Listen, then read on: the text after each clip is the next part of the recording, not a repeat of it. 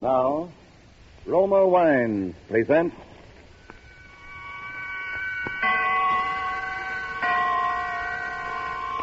Suspense. Tonight, The Man Who Couldn't Lose, starring Gene Kelly. Suspense is presented for your enjoyment by Roma Wines. That's R-O-M-A, Roma Wines. Those excellent California wines that can add so much pleasantness to the way you live, to your happiness in entertaining guests, to your enjoyment of everyday meals. Yes, right now, a glassful would be very pleasant as Roma Wines bring you Suspense. This is The Man in Black. Tonight from Hollywood, we bring you a star, Mr. Gene Kelly, in a suspense play by Emil C. Tepperman called The Man Who Couldn't Lose. It is a tale of dawn till midnight in a man's life, a tale of murder and money and luck, such luck as pursues a man once in 100 years. But first, here is a message from your host, the Roma Wine Company of Fresno, California.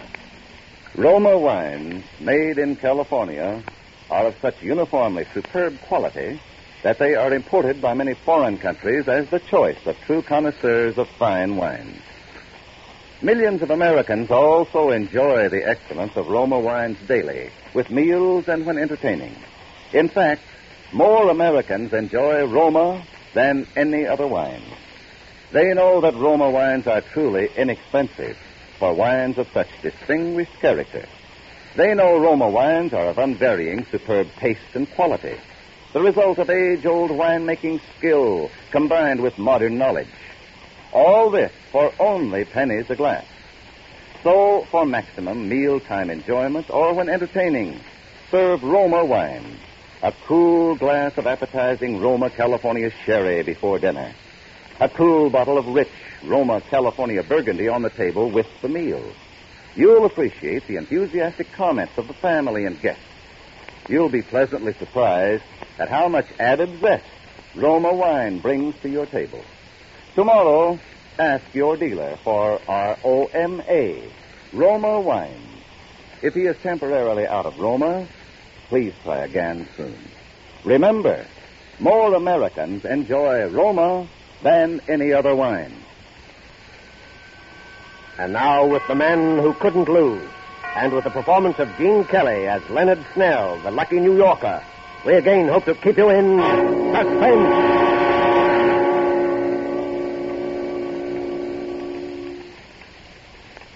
You feeling all right now? Sure, I feel swell. You better not talk any more, though. Oh, why not? I got nothing to worry about. That's what I'm telling you. Something's happened to me. I'm not scared. Just like old man Mosley said, it doesn't happen often, but when it does, well, it's happened to me. Something's happened to me that doesn't happen once in 100 years. And it all happened in one day. Yeah, it began this morning.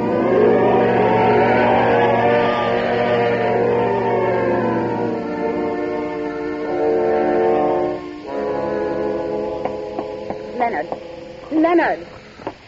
Don't try to kid me. You're not asleep. Get up. Sure, okay. I cook your breakfast. I come home and cook your dinner. In between, I work behind that counter all day until I'm so tired I can't hardly stand up. The least you can do is get up and drive me to work. Sure, I will. And what do? Nothing. Now, listen, Steve. You don't call what you do work, I hope. When did you last sell an insurance policy? When? I bet you can't even remember. I'm sure I can. All right. And when you do get up enough energy to sell one once in a while, I never see the money. Horses, sweepstakes, tickets, and numbers, anything. Just so long as you can gamble it away. But do you ever bring $1 home? Not that I ever hear anything. Shut up. Don't you tell me to shut up, Leonard Snell. I pay the rent when it gets paid. I pay the grocery bill. I pay for everything. You'd think at least I'd get a little appreciation once in a while. I appreciate it. I hear about it enough. Well, why don't you do something about it then? Listen, Celia, I don't feel so good today. Sure. That's what you said yesterday and the day before. That's what you always say every time anybody talks about work. Well, I'm sick and tired of it. You promised you were going to get a job this week, and you're going to do it. Celia, there's something I got to tell you. Oh, I suppose you want to wheedle some money out of me again. Well, if you can't even keep a little lunch money in your pocket... No, Celia, listen, it's more than that. Oh, it is it? I suppose you got another hot tip on the races. Well, if you think I'm going to... Will you shut up? Well, I'm Listen, not... Celia. I've sold quite a few insurance policies in the last 6 months. Oh, you have you? Well, where's the money? Oh, don't pull that on me. You're going to get a job. All right. I spent the money. On the races. Yeah, only it wasn't all my money. What do you mean? I mean, I'm $1,800 short, and this is the last day to settle up my accounts with the company. You stole it. No, I thought I was going to get it back and make a killing. I had some tips that were supposed to be sure things. Oh, I get it. $1,800. Quite a coincidence, isn't it? Well, $1,700. What's the difference? And it just so happens that I have $1,800 in a safe deposit box that Aunt May left me this spring. Quite a coincidence. Celia, I got to get that money back to them today. Well, I don't believe a word of it. And you're not going to get that money. If I don't, they can send me to jail. And if I did believe you wouldn't get it. Maybe a few months in jail would teach you a little consideration. You know I got to have an operation sometime this fall. You think I want to go into a charity ward? Celia, they can give me 5 years. You've had your eye on that money ever since you heard I got it. But you're not going to get it. Why do you think I wear the key to that safe deposit box around my neck? Celia. I suppose you think I haven't noticed. Celia, I suppose you think I don't know all those times you tried to get that chain off my neck when you thought I was asleep. Celia, will well, you... I wasn't quite as sleepy as you thought, mister. All right, Celia. And don't think you can wheel it out of me. All right, Celia. Len. Len, get away from me. Len.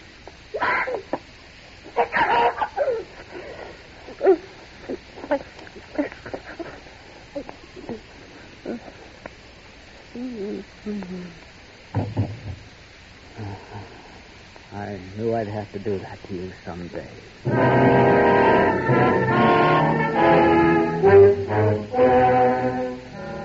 I bent over her. She was dead, all right. The key was on that little chain around her neck, just like it had always been. I yanked on the chain, and it snapped, and the key came away in my hand. I shaved and got dressed, and then I went through a purse. It was $9 and some change and the usual junk, and that Irish sweepstake ticket made out in the name of I'm a Winner. I put the money in my pocket and the ticket in my wallet. I was all set to go now, except for writing the letter. All of a sudden, I realized that what I was doing didn't seem strange to me at all. It was like one of those dreams where you think it's all happened before sometime. I wrote, "To the police, I've killed my wife in a fit of anger. I can't go on living anymore after doing a thing like that to Celia. I'm short in my accounts, too, so there's only one thing for me to do. Don't bother looking for me. By the time you get this letter, you can find me in the city morgue. Yours truly, Leonard Snell."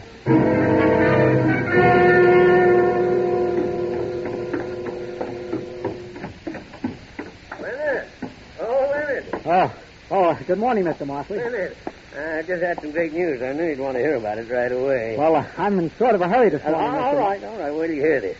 You know that picric acid dye formula I've been working on? Yeah. The government's just bought an option on it. They're going to try it out under factory conditions. And when they do, well, my boy, it'll be worth $1 million. Well, what do you know? That's really great. Well, I guess I have decided to take out that annuity you've been trying to sell me. Got an application with you? You... yeah, sure. Come on inside. Oh, hello there, Leonard. Good morning. Why, my land, you look as though you'd just seen a ghost or something. Just sold a policy. You don't sell them like that every day, do you, my boy? What's that first premium? About $3,400, isn't it? Yeah. Well, there's a nice commission in that, Leonard? About $1,800, isn't it? Yeah. Yeah. 18. Well, Leonard certainly deserves it. He works very hard. I see him coming home every evening with that briefcase and all those papers under his arm. Most of those papers are the racing forms, aren't they, Leonard? Well, Well, sit down, my boy. Oh, watch out for those bottles, picric acid. You know, I've been watching you, Leonard. You've had a hard time, but you're a gambler. You believe a lot in luck. Well, now, I've got a theory about luck. yeah. Now, when were you born? March 1st, 1878. Yes, sir, luck is something that can come in big doses sometimes, almost as though fate had planned it out ahead of time. Uh-huh. Who's the beneficiary? Oh, my wife, of course. There's a perfectly good mathematical explanation for it. Of course, a number of unrelated events converge, and they all add up to the good fortune of a single man. Happens once in a century, perhaps, but it does happen. Uh-huh. You can make the check out. Of course. Why don't I make it out to you personally? Then I can collect that 3 months' rent you owe me, huh? Well, sure. That'll be $3,255. Oh, fine. I'll make it right out. You know, Leonard, I was saying to Sam just this morning, I'm almost as glad for your sake as for ours. My, won't Celia be surprised? Huh?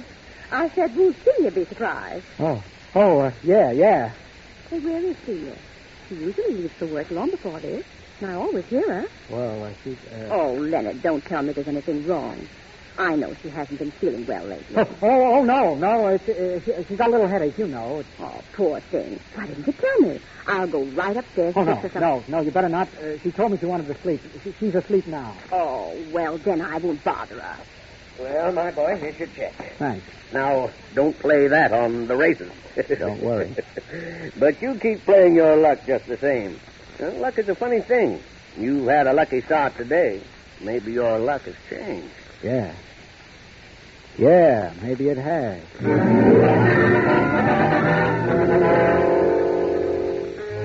Why couldn't he have signed it yesterday? That's all I could think of for a couple of minutes. Why couldn't he signed it yesterday? That was done now. So I got in the car and drove downtown.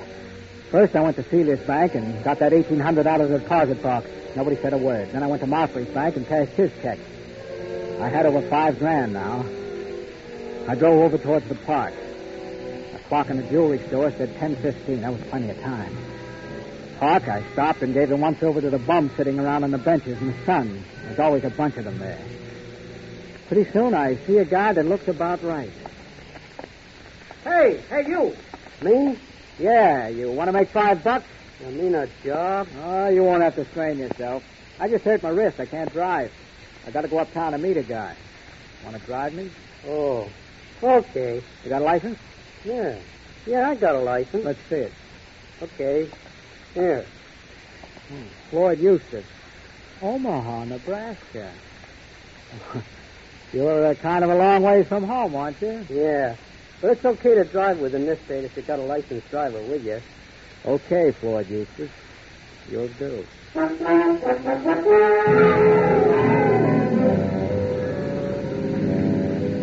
We get in the car and head uptown. My luck is holding all right. This guy couldn't have been better if I'd looked a week. I see another clock, and it's only a little past 10:30 now. I still got lots of time, so I decide to clean up the details now. How am I doing? Okay, but turn right at the next block, Floyd. I want to go by the 43rd Street post office and mail a letter. Sure. You could mail it at a letterbox, though. Yeah, but, I don't want to mail it at a letterbox. Oh, okay. I go into the post office and get a stamp and mail a letter. The letter I tell about killing Celia. It's just addressed to the police commissioner, 21 Center Street. Somehow I just don't trust the letterbox because if the police don't get that letter right on time and start looking, it's not so good. I go out and get in the car and tell Floyd Eustace where to go. We head uptown, and after a while we get to Fort Tryon Park, right up above Riverside Drive, looking over the river. There's hardly ever anybody up there at this time of year, so I feel pretty safe. Sure enough, there wasn't. I got the monkey wrench out, and I had it in my hand. This right? Yeah. Just pull over there up against the rail.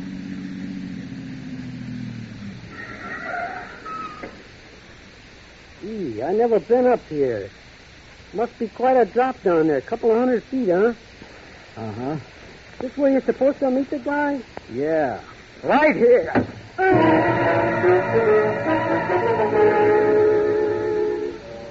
I dragged him into the back seat and took off all his clothes, and then all mine.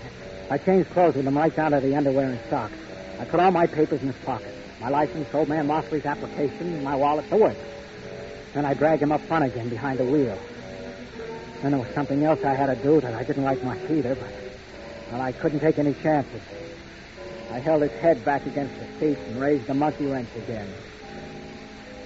I hit him in the face. I hit him a lot.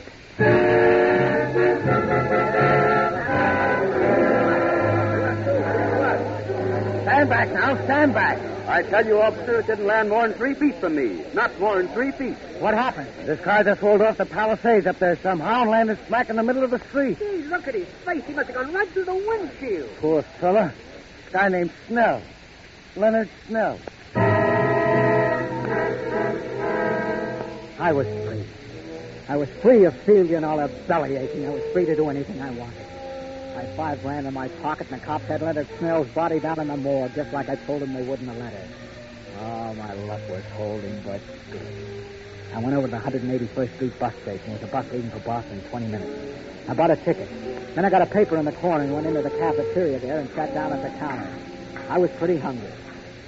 What's yours? Scrambled eggs with bacon, French fries, orange juice, and coffee. And I got to catch a bus. It won't take long, will it? No longer than it takes an egg to scramble. Oh, excuse me. Well, that's all right, Mac. I like to read a newspaper while I eat myself. Kind of aids the digestion, I find. Yeah. Here's your orange juice. Thanks. Oh, dear. Some guys have all the luck, don't they? I said some guys have all the luck. I was just noticing in your paper there about those Irish sweepstake winners. Oh, yeah. Something. What's the matter? You feel bad? Have all the luck.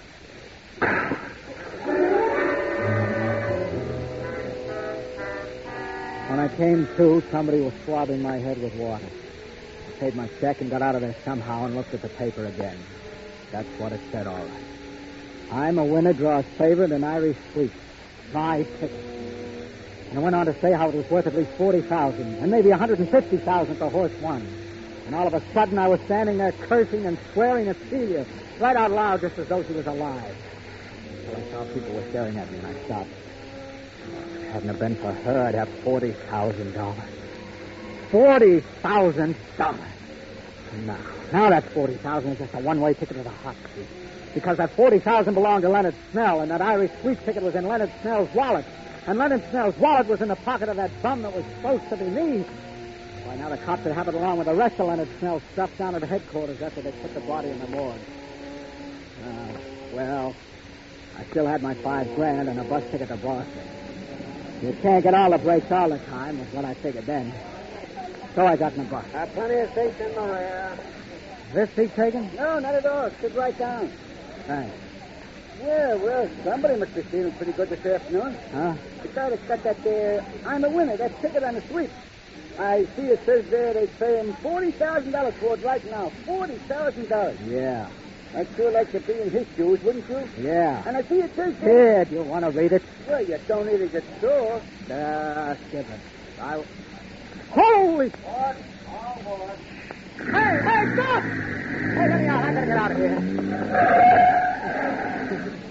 Will you make up your mind? I don't have to make up my mind, brother. I don't have to make up my mind.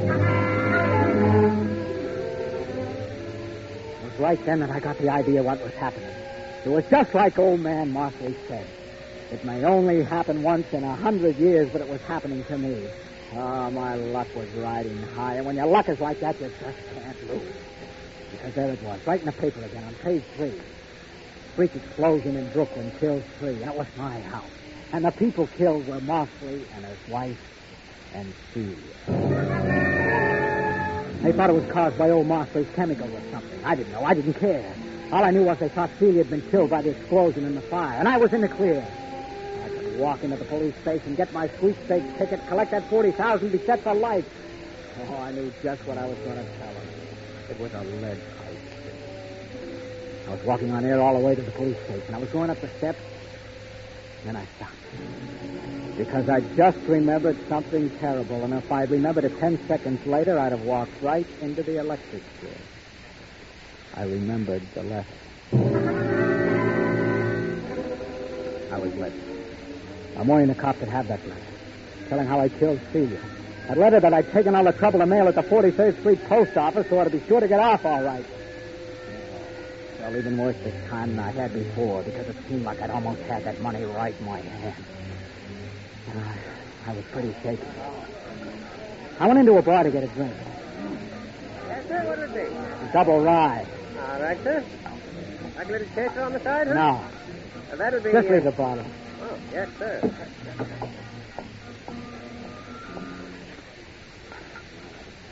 Now we bring you 5 minutes of the latest news. Join us, Mark. Yeah, sure. New York City. In one of the most daring holdups in the annals of New York crime, a gang of armed men this noon robbed the United States mail truck. Just as it was leaving the 43rd Street post office, removing 8 sacks of mail, the entire morning collection at the post office. Apparently, the gunmen were after a shipment of currency destined for the Federal Reserve Bank. But according to officials, the joke is on the gangsters. All they got was the regular mail. Hey, you didn't pay me. Here. Oh, wait a minute. You got change coming. Keep the change. I knew it had happened now. I couldn't lose. I simply couldn't lose. Because those mugs that stuck up that nail truck had got my letter. Nothing in the world could stop me now.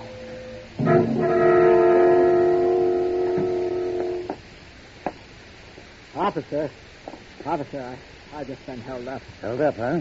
Yeah. Well, what happened? Well, I picked up a guy who asked me for a lift about 225th Street and Broadway. I was driving along by Van Cortlandt Park when he suddenly grabbed me. And he hit me with something. That's all I remember until I woke up lying in the park. My car was gone, and then I found how he'd taken my wallet, my money, well, everything. I see. What's your name? Leonard Snell. Leonard Snell. Yeah, that's right. Oh. Say, Lieutenant. Yes? This gentleman is Mr. Leonard Snell. He was held up this morning and his car was stolen. Oh. Just sit in here with him, Snell. Why? Sure. Sit down. Thanks. I got some news for you, Mr. Snell. Did you find my car? Yes, but, Well, you haven't seen the papers today? not since this morning. I got some good news and some bad news for you, Mr. Snell. Maybe I'd better tell you the bad news first. Pretty bad. Go ahead. Your wife was killed this morning, Mr. Snell, in a fire at your home. My wife? Killed? And this probably won't interest you much under the circumstances, Mr. Snell, but you've drawn a ticket worth $40,000 in the Irish sweepstakes. Win the Irish sweepstakes and then lose your wife the same day. Some people sure have all the hard luck in the world.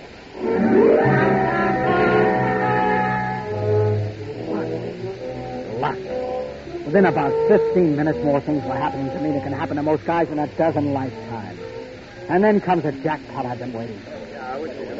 Hold it, Mr. Snell. Hold that pose right there. Just one more, will you, please? If you care to make a statement, Mr. Snell, would you mind telling the public how you feel? I know it's pretty tough, but if you could just make a statement. Please, fellas, please. Please give us a break, will you?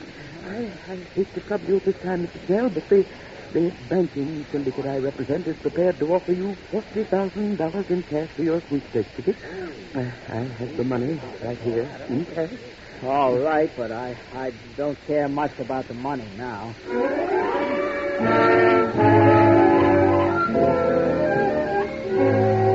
That was at 4:30. By 6, I have $45,000 in my pocket, cash. And I'm registered at the Waldorf and sitting down to dinner. I'll take the plank steak, please, medium. Yes, sir. I'll have your order very shortly, sir. Hello, pal. Mind if I sit down? Oh, you a reporter? Not exactly. I'm sort of a collector. You owe me 40 grand, pal, and I come to collect now. 40? Why, I don't know. Oh, yes, you do, pal. Remember that little letter you wrote to the police commissioner this morning that you mailed at the 43rd Street post office? Remember that? Some friends of mine found it. They figure it's worth just about 40 grand. You're one of the guys that stuck up that milk. You want to make something of it? There's a big reward. There's a cop right outside the hotel. Kind of figured you'd play ball. Where's the letter? My friend's got it right outside in the car. You still got that dough in your case, like the paper said? Yeah. Come on.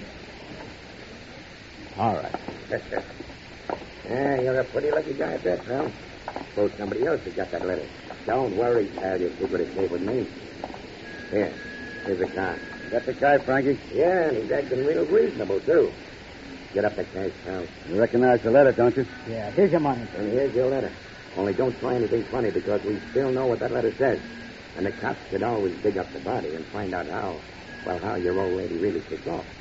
Couldn't they? I think he gets the idea. So long, pal. Officer! Officer! Those are the gangsters. They have Come on, get down.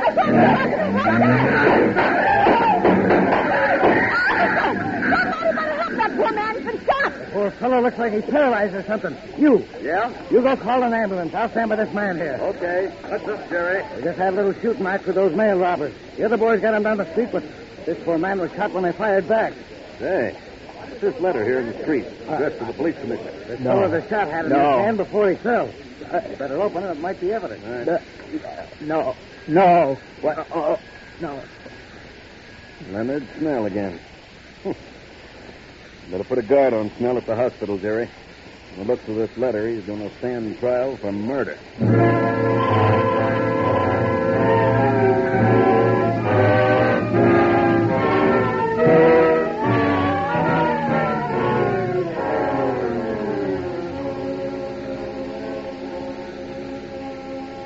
You'd better not talk anymore, Mr. Snell. What's the difference? What's the difference how much I talk? That's what I wanted to tell him. Once they did get the letter, I'll never go to trial. Because I got luck. Don't you see? It comes once in 100 years, and I got it. I got that kind of luck. And when you got that kind of luck, you can't lose. You can't lose. You can't lose.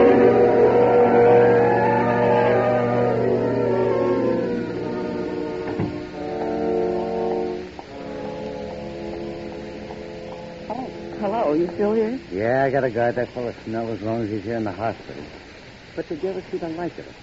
I don't suppose one man ever had so much luck in one day in the whole wide world. Well, I guess his luck is played out now, all right, though. It's funny. He said, you can't lose. Well, he's wrong there, because that ladder's going to fly. Just as sure as my name is Jerry Malone. No, you're wrong, Jerry. His luck is still good. What? He's dead.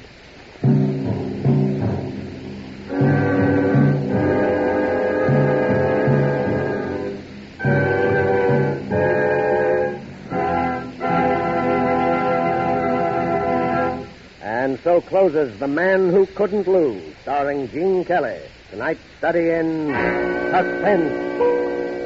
Suspense is produced and directed by William Spear. Have you discovered, as so many thousands of Americans have, how much Roma wines add to the enjoyment of your meals? How their superb taste makes special occasion feasts out of everyday meals? Find out for yourself what a marvel worker Roma wine can be in giving any meal new compliment-rousing zest. Start off the meal with an appetizer, Roma California Sherry. Then place on the table a cool bottle of Roma California Burgundy. You'll be amazed at the tremendous difference Roma wine makes in the enjoyment of your food.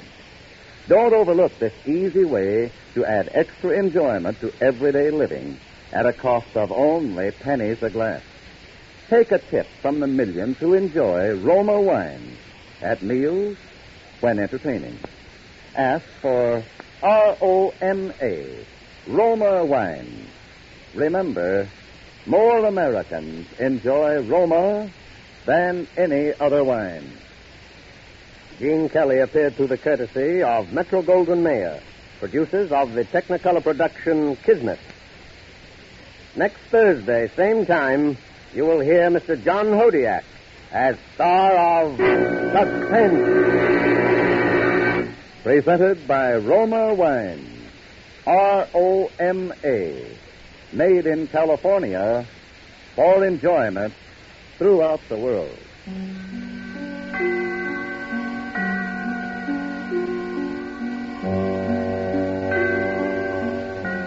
This is CBS, the Columbia Broadcasting System.